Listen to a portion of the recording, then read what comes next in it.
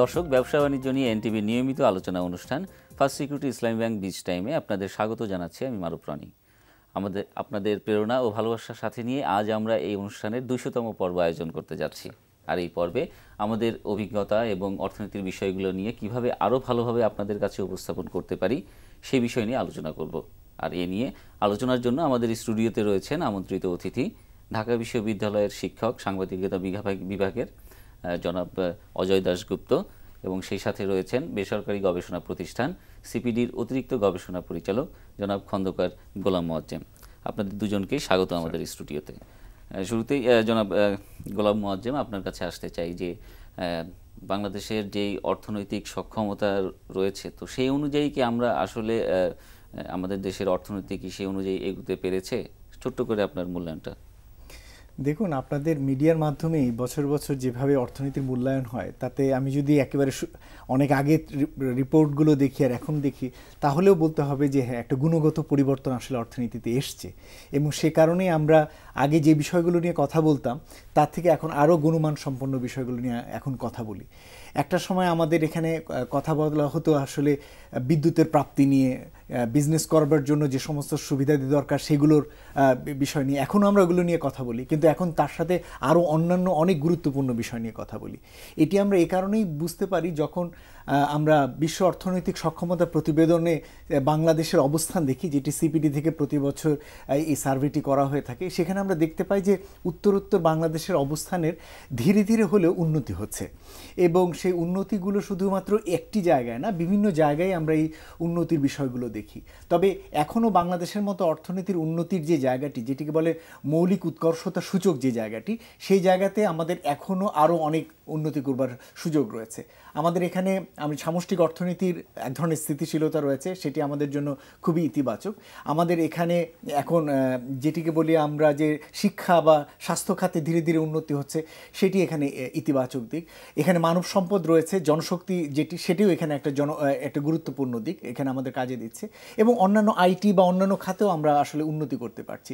দু একটি যে জায়গাগুলো আমাদের এই উন্নতিকে আরও হয়তো ত্বরান্বিত করতে সহায়তা করতে পারত, কিন্তু আমরা আসলে পিছিয়ে যাচ্ছি, সেই জায়গাগুলো আমার মনে হয় নজর দেওয়া দরকার। একটি হলো আর্থিক খাতের দক্ষতার জায়গা বা উৎকর্ষতার জায়গায় বাংলাদেশ একসময় আসলে মধ্যম মানের দেশের একটা অবস্থানে ছিল, সেখান থেকে এখন আসলে নিম্নমানের একটা দেশের অবস্থানে চলে আসছে। একসময় বাংলাদেশের অবস্থান ছিল 64, সেখান থেকে এখন 97 এসছে।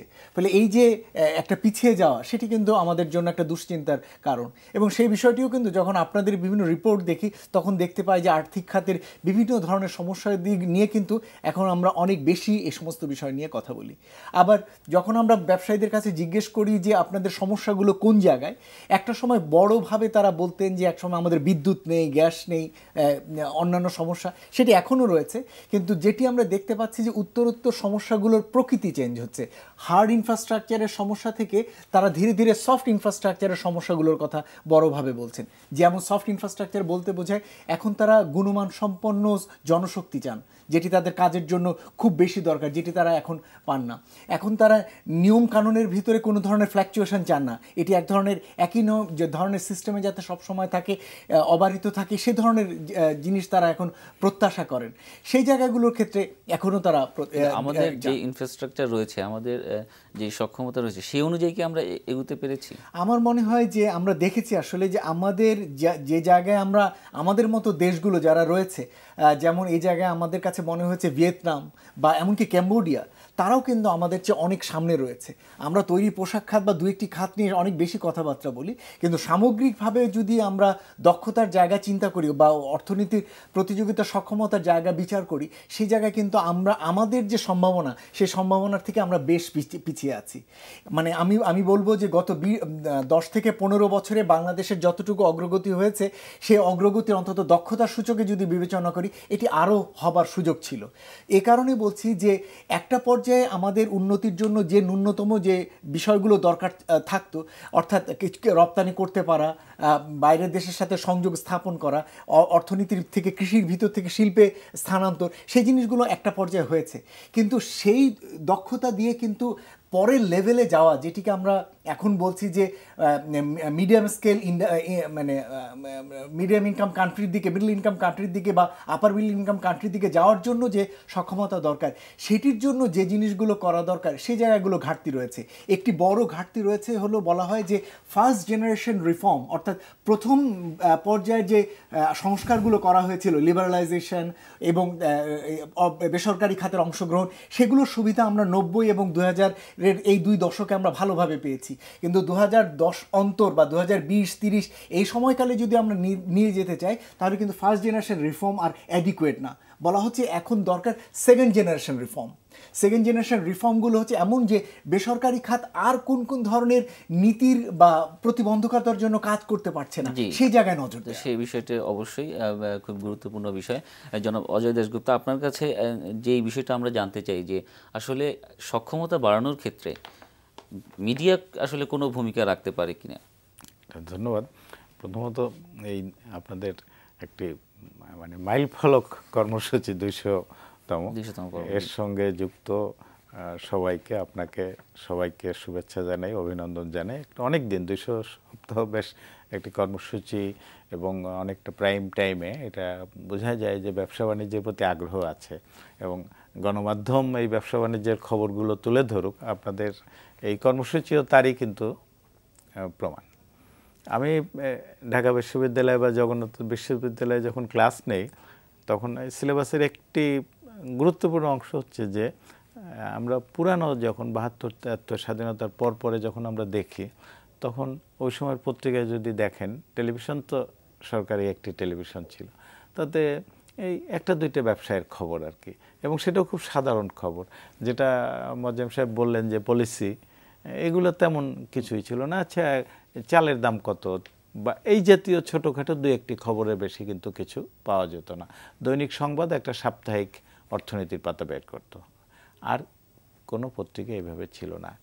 এখন আমরা দেখি যে বলিও যেটা, যে অর্থনীতির সংবাদ এবং অর্থনীতির উন্নয়ন, এই দুটো পরস্পর পরিপূরক হয়ে গেছে।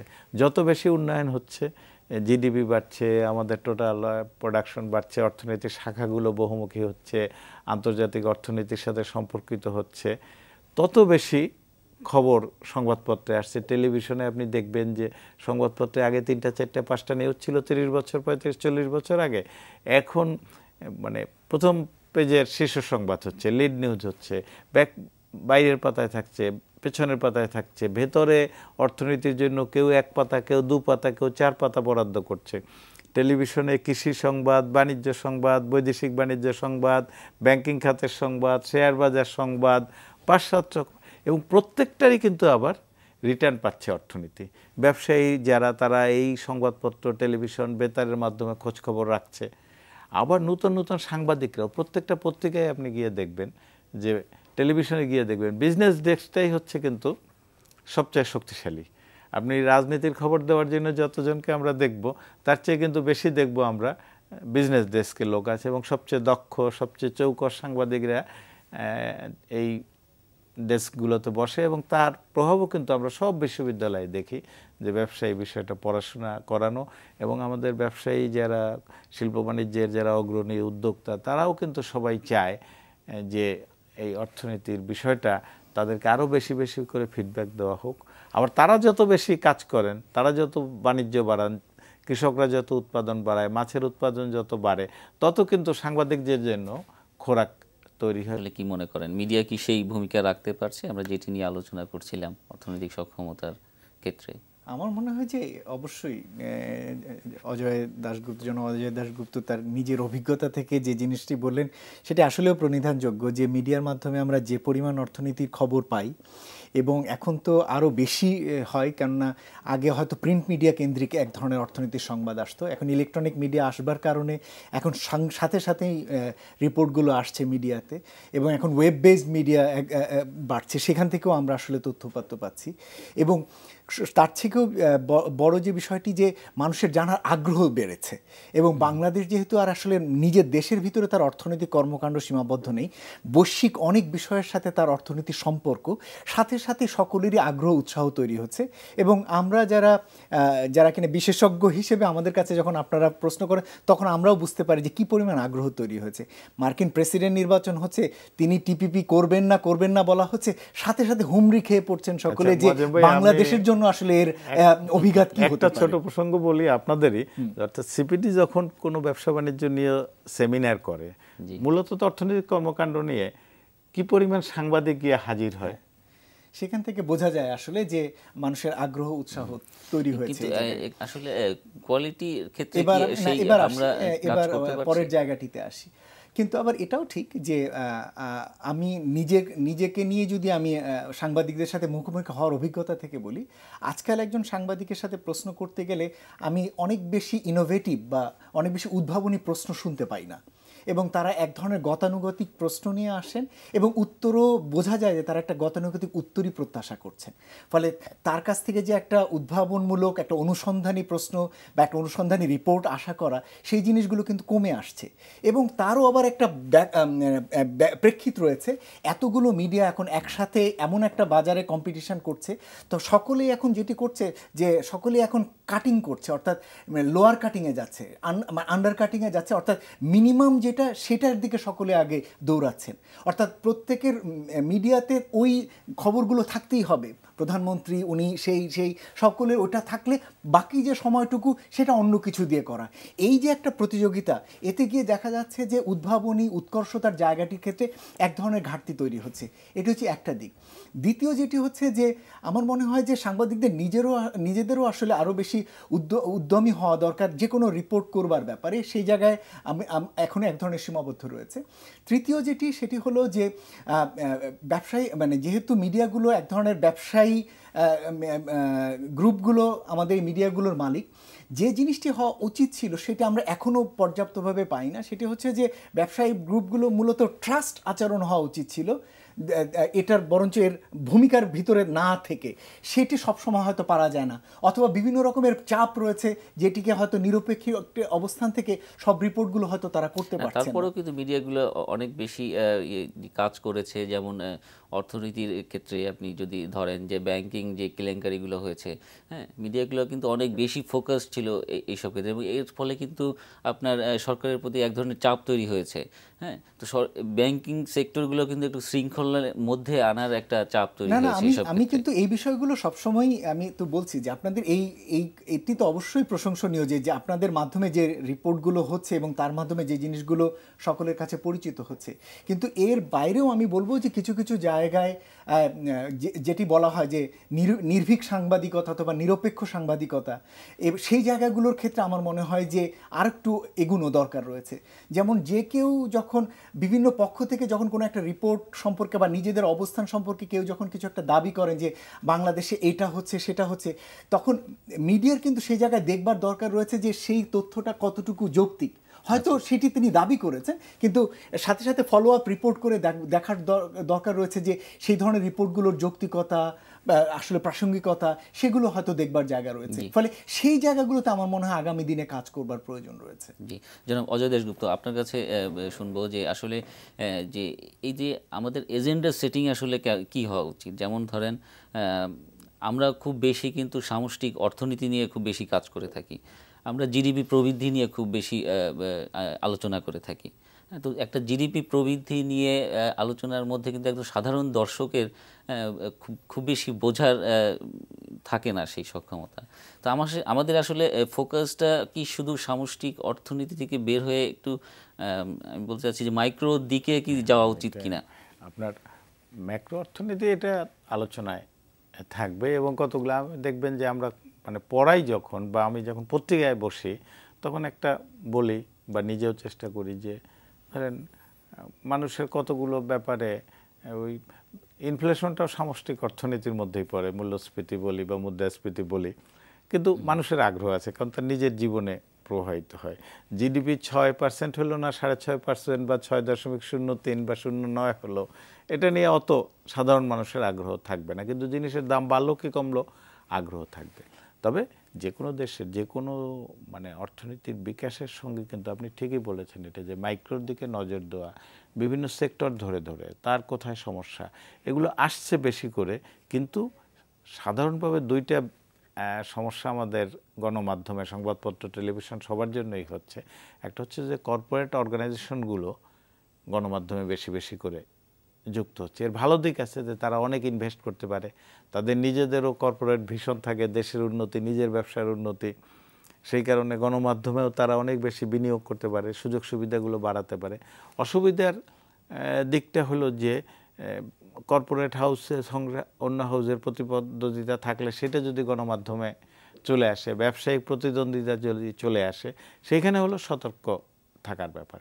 কিন্তু সাধারণভাবে আমরা বলবো যে গণমাধ্যম কিন্তু খুবই মাইক্রোর দিকেও নজর থাকছে আর কি। ধরেন আজকে পত্রিকা খুললে দেখবেন যে ধান উঠছে, সেটা নিয়ে কিন্তু কৃষক ধানের দাম পাচ্ছে কিনা, আবার ধান কাটছে যারা দিনমজুর তার সুযোগ সুবিধাগুলো হচ্ছে কিনা, সরকার যে ধান চাল কেনার কথা বলছে সেই কেনার বাজারটা, এই ক্ষুদ্র ক্ষুদ্র, এটা মাইক্রো বলতে পারেন, ম্যাক্রোর পার্ট কিন্তু মাইক্রো বলতে পারেন, সেই জায়গাটায় কিন্তু নজর দিচ্ছে।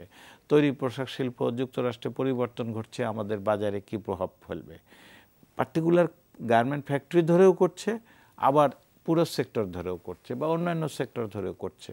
এবং এইগুলো কিন্তু সাংবাদিকতায় আমাদের নিউজ করা, এটার প্রভাব কিন্তু আপনি দেখবেন যে মাইক্রোগুলো আগের চেয়ে বেশি বেশি করে আসছে। তবে মাইক্রোতে দক্ষতা বেশি দরকার হয়, আপনাকে গভীরে যেতে হয়, স্পটে যেতে হয়, অনুসন্ধান কাজটা ভালোভাবে চালাতে হয়। আপনার রানা প্লাজার ধস যখন হলো তখন বলা হচ্ছিল যে তৈরি পোশাক শিল্প তো শেষ হয়ে যাবে।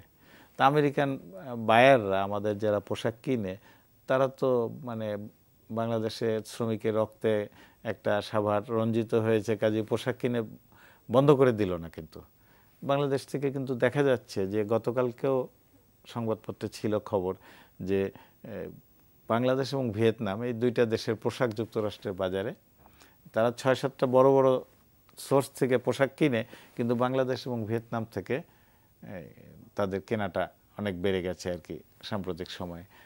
এই জায়গাটা কিন্তু আমাদের গণমাধ্যমে খবরটা ঠিকই নিয়ে আসছে। এবং কেন তারা বেশি কিনছে? ভিয়েতনামে মজুরি আমাদের দ্বিগুণ, তারপরেও আমরা একেবারে ভিয়েতনামকে মার্কেট থেকে হটাই দিতে পারি না। কেন?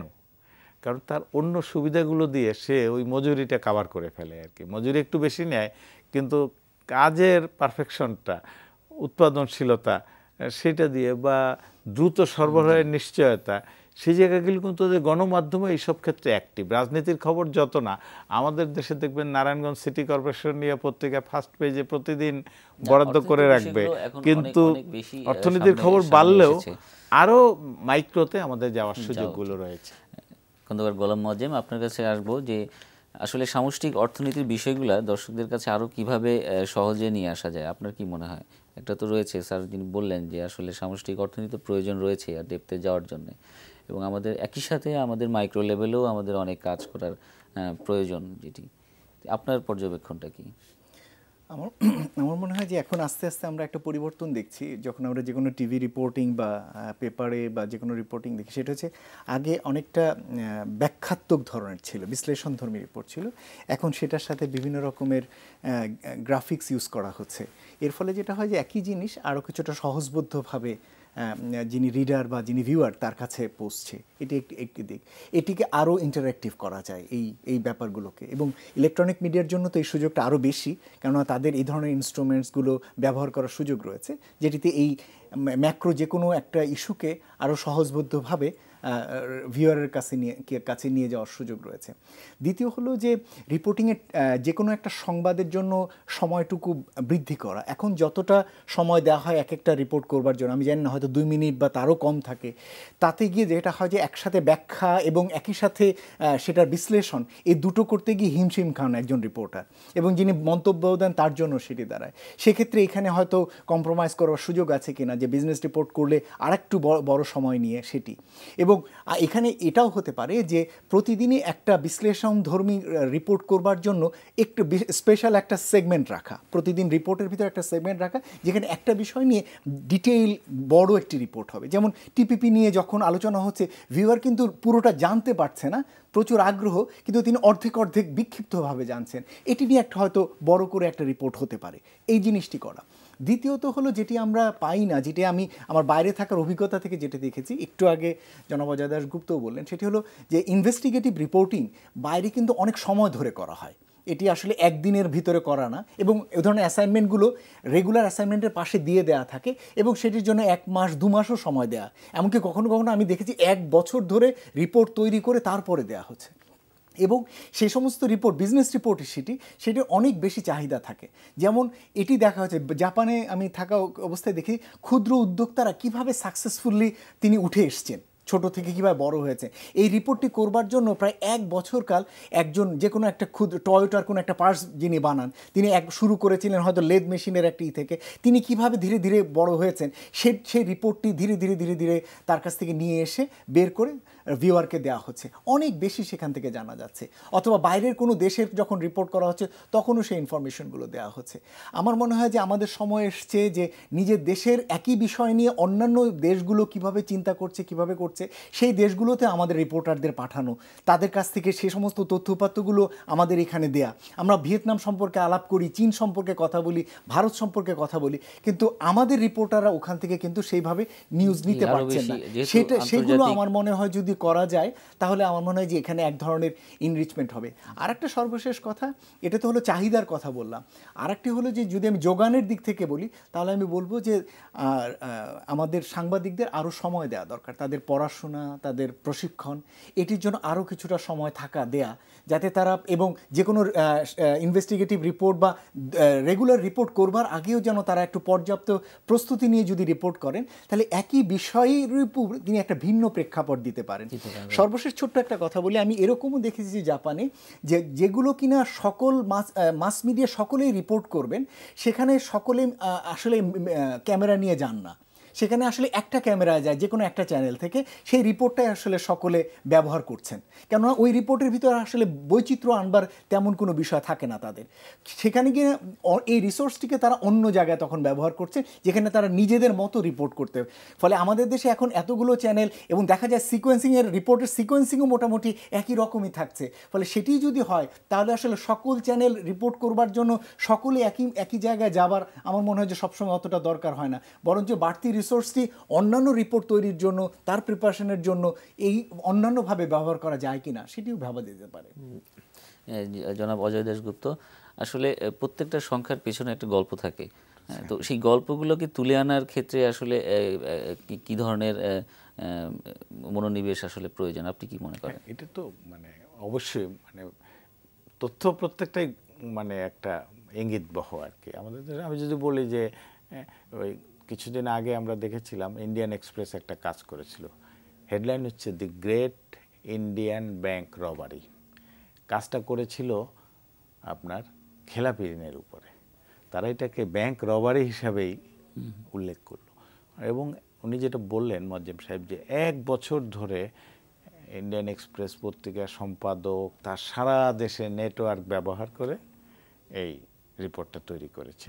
এই জায়গাটায় আমাদের সাংবাদিকরা যাচ্ছে, কিন্তু তবে এখনও এখানে সীমাবদ্ধতা, এটা দক্ষতার যেমন সমস্যা আছে, এটার জন্য বিনিয়োগ দরকার। আমাদের সাংবাদিকতার ফোকাসটা পরিবর্তন হতে হবে। আমরা মধ্যম আয় বা উন্নত দেশ, কোনো উন্নত দেশে কিন্তু এই রাজনীতির খবর বা এই বিষয়গুলো এতটা থাকে না যতটা বাংলাদেশে আছে। এই জায়গাগুলোতে এবং এই কাজগুলো বিশ্ববিদ্যালয় থেকে পাস করে বৈচিত্র্য অনেক বেশি, বৈচিত্র্য আছে, গণতন্ত্রের মানে এটা নিয়েও উত্থান পতনের জায়গাগুলো আছে, ওঠানামা আছে, সেই কারণে হয়তো বেশি থাকে। কিন্তু আমাদের এই অর্থনীতির সাংবাদিকতা এটা অনেক বেশি বাড়াতে হবে এবং সেটার সুযোগগুলো হচ্ছে তার দক্ষ জনবল গড়ে উঠছে, তার অবশ্যই এই জনবলের আরও বেশি দরকার, প্রশিক্ষণ, তার বেশি দক্ষতা বাড়ানো দরকার। কিন্তু মনোযোগটা আমার আস্তে আস্তে অর্থনৈতিক সাংবাদিকতার দিকেই যেতে হবে, যেটা আমাদের উন্নত বিশ্বের সারিতে যে বাংলাদেশ যেতে চাচ্ছে তার অপরিহার্য শর্ত। আচ্ছা, আরেকটি বিষয় যে আমরা যে ধরনের ইভেন্টে আমরা কাজ করেছি, বড় বড় ইভেন্টে অর্থনীতির, এর মধ্যে দুঃখিত, এর মধ্যে একটা আছে যে রানা প্লাজার যে ধসের বিষয়টি। তো এখানে দেখা যায় যে এক ধরনের রিপোর্টের মধ্যে এক ধরনের ডিলেমা আছে যে আমি আমার দেশকে কিভাবে উপস্থাপন করছি। খুবই এটা এক ধরনের একটা দিক আছে, একটা মানবিক দিক আছে, আরেকটা দিক আছে দেশের ইমেজের একটা দিক আছে। তো এই সব ক্ষেত্রে আসলে একটা সাংবাদিকের কি ধরনের ভূমিকা? ভারসাম্য রক্ষা করাটা খুব গুরুত্বপূর্ণ। আপনি একটা সময় বললো যে বাংলাদেশের শ্রমিকের রক্তে পোশাক কিনবো না, কিন্তু বাস্তবে সেটা ঘটলো না।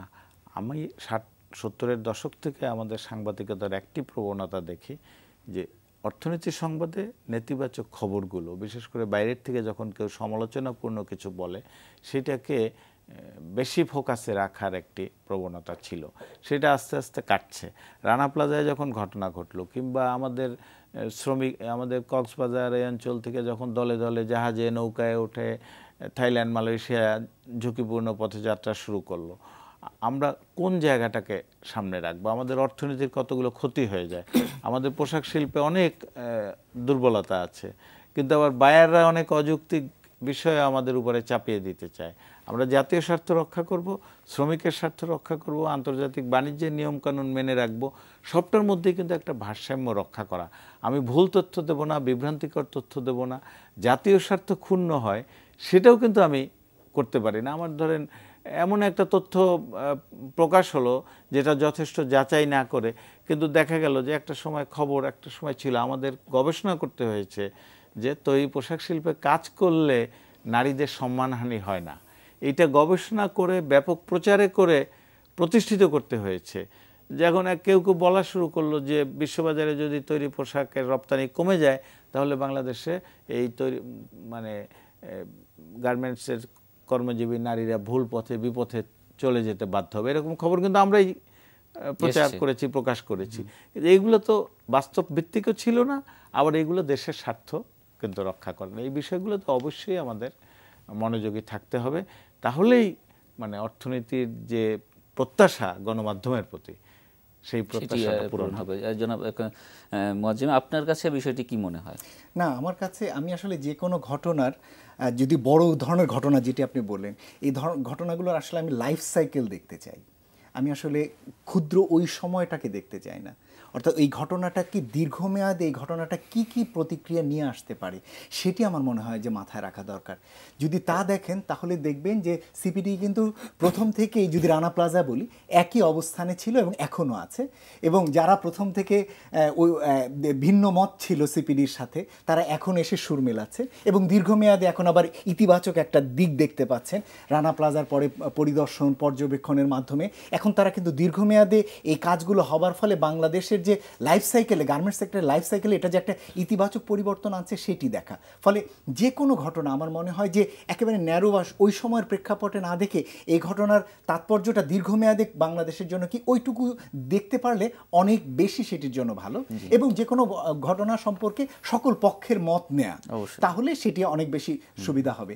আর এরপরেও আমি বলবো যে আমি বাইরের মিডিয়াগুলোতেও দেখেছি যে ন্যাশনাল ইন্টারেস্ট বলে তারাও একটা জিনিস মানে, এবং সেটি আমাদেরও মানা উচিত। আমাদের এই কালচারটি এখনো গড়ে ওঠেনি, কিন্তু ন্যাশনাল ইন্টারেস্টের এই কালচারটি যদি মানা সম্ভব হয়, সকল মিডিয়া যদি একসাথে মানে যে হ্যাঁ কোনো একটা ঘটনার বিষয় সকলে একভাবেই রিয়াক্ট করবেন, তাহলে কিন্তু সেটি মিলানো সম্ভব। কিন্তু এটা সকলে আসলে মানেন না, কিন্তু এই একটা কমন কনসেন্টে যদি চলতে পারেন, তাহলে আমার মনে হয় যে কোনো কোনো ক্ষেত্রে দেশের ন্যাশনাল ইস্যুতে, ফরেন পলিসির ক্ষেত্রে এই ধরনের কোনো স্ট্যান্ড কখনো কখনো প্রয়োজন আছে। আমরা একেবারে শেষ পর্যায়ে চলে এসেছি অনুষ্ঠানে। আপনাদের অসংখ্য ধন্যবাদ আমাদের স্টুডিওতে আসার জন্য। দর্শক, শুনলেন আমাদের আলোচনা। ভবিষ্যতে অর্থনীতির সমসাময়িক বিষয়গুলো নিয়ে আপনাদের কাছে আরও কিভাবে সহজে উপস্থাপন করতে পারি সে চেষ্টা সবসময় থাকবে। সেই সাথে অর্থনীতির বিভিন্ন দিকে আমাদেরকে আরও সচেতন করার প্রচেষ্টা অব্যাহত রাখার প্রত্যাশা নিয়ে আজ এখানেই শেষ করছি। আর আমাদের এই অনুষ্ঠান পুনরায় দেখতে ভিজিট করুন এনটিভি অনলাইন www.ntvbd.com এই ঠিকানায়। সবাই ভালো থাকুন, সুস্থ থাকুন। ধন্যবাদ সবাইকে।